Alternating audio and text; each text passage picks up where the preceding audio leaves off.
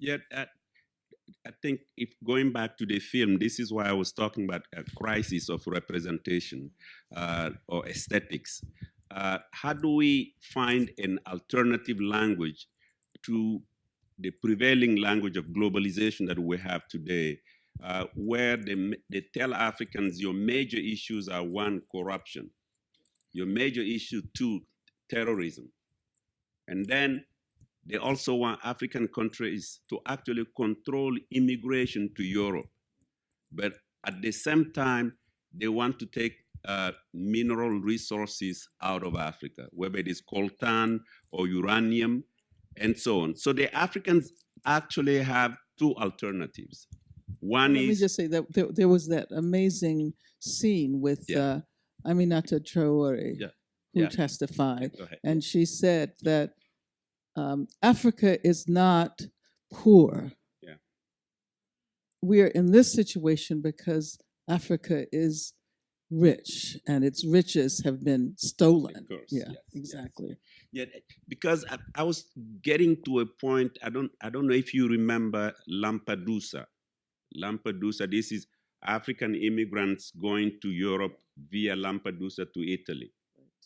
And there is a law in Italy whereby to help people endangered on the ocean is a crime. So basically, they had more than 300 African who could not stay in their own countries because they can't work in their own countries. So the only choice they have is to go to Europe, and Europe is the one exploiting Africa.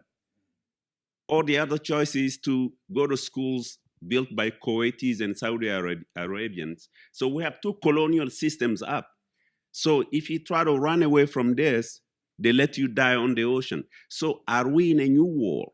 Is this a new war where if you can see 300 people die on the ocean and you don't have the right to raise your hand or a finger to save them? So is this a new war happening? What we in a stage of war for me.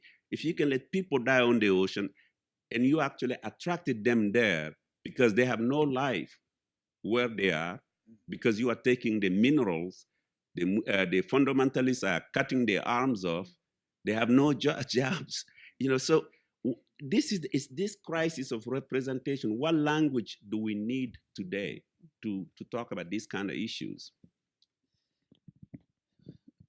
It seems to me that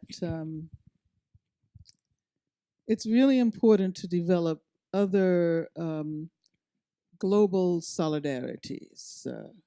And immigration, which the film talks about, is an issue everywhere in the global south as well as the global north. And so why can't we figure out, how to bring our movements together? As a matter of fact, I was just recently in Frankfurt, Germany, speaking with people at the university, but also quite a number of activist groups, and especially people who are working against the repression that that immigrants suffer. And so we were asking, well, why isn't this group, this movement in Germany connected with the movement in France, which is just right over the border, the Sans Papier movement. And why not in Italy, which has had, you talked about Lampedusa, and why not here in the US? It's even more interesting in light of Switzerland. That just passed an immigration law that actually affect European themselves. French people can't go there to work. So that, why do they only see it as a problem of developing countries, so-called that, I'm saying this word, we need a language, basically. Yeah. Why that? I don't know. Well, yeah, I think part of it certainly. I'm sorry. And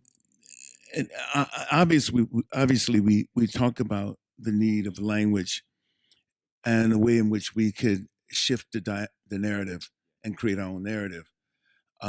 Because the narrative that we certainly is inundated with is the narrative of those interests that want to maintain control and maintain power and their power to exploit. So the question is about how do we find ways? Does it has to become so desperate? The situation come so desperate as we see it becoming in different ways. I mean, we can't even deal with the whole issue and create the narrative. We're hitting our head against the wall, creating the narrative around global warming and climate change. What is that narrative? You know, you have people at the Keystone Pipeline or whatever, and the damage that it does.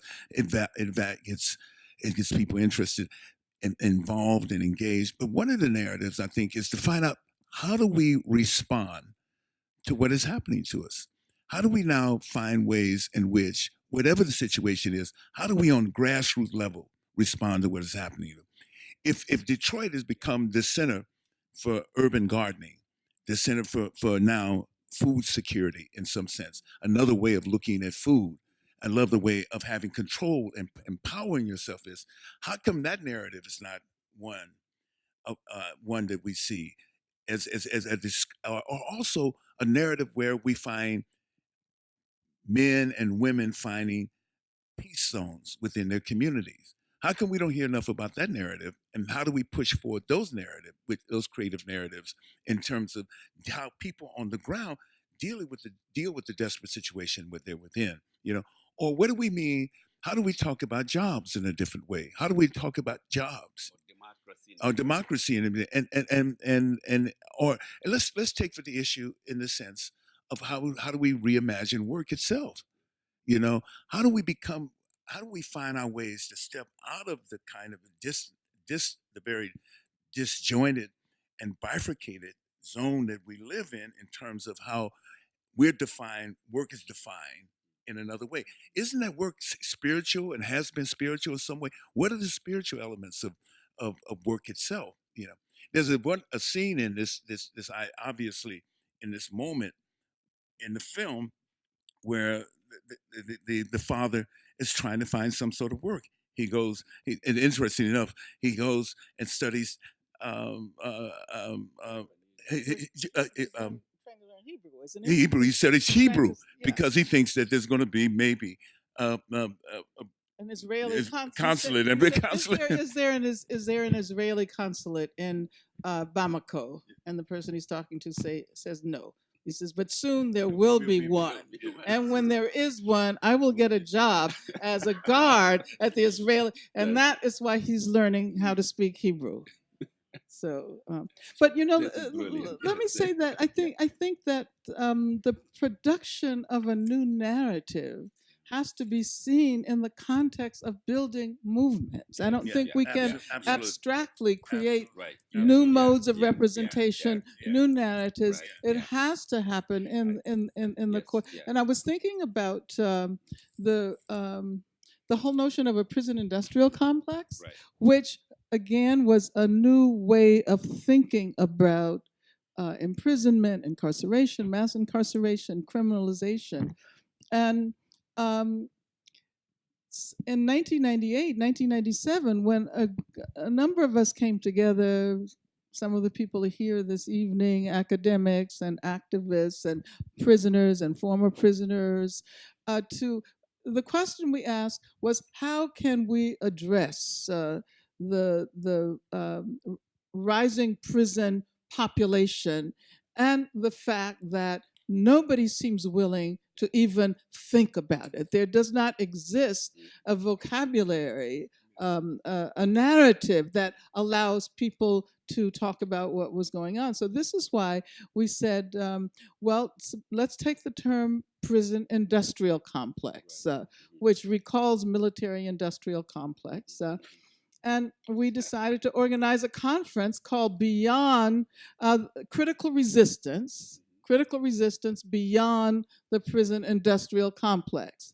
Now, in 1998, nobody was talking about the prison industrial complex, except maybe Mike Davis, who had written an article about the California prison industrial complex, about precisely the same issue you were talking about,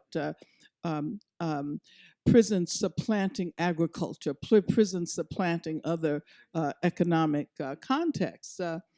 And there's no way we could have predicted that, some years later, it would be a term that is commonly understood.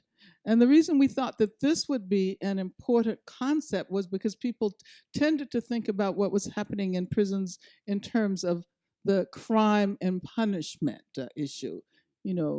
So it was about crime and it was about punishment, and therefore even people who had relatives in prison did not have a vocabulary that allowed them to extricate themselves from this notion that whoever is in prison has committed a crime, and therefore must do the time. But it was an organizing process as well. It wasn't just creating a new name, it was an organizing process of bringing people together from all over the country, other parts of the world. No, And that's what when you talk about the language, the way of representation, and as Angela said, it has to be in the process, part of the process of resistance and mobilization at St. Building a movement, Yeah. No, It only comes out of that because, in some sense, not to think, in some sort of esoteric terms, but all the time always comes out of resistance and mobilization, and finding the new language and finding the narrative, and knowing that the whole narrative is dynamic as well. That is, as the complexities of what the issues are changes, certainly the narrative has to have the ability to adjust and change as well. Yeah. But this also means that we have to incorporate art into that process, because oftentimes what we cannot really know, we can feel, or we can know in a different way. And I think that's why the silences are so important in this film, because they allow you to feel. They allow you to, in many ways, contest what is imposed upon us, the discourses, the responses. And most films do all the work for you, so all you have to do is sit back and I think there's only one moment in that film that kind of evokes that response, and that is the gunshot at the end, right? And it kind of reminds you what films normally do to our emotions. They render us passive, but this film requires us to be active and to develop and to at least glimpse the possibility of new epistemologies.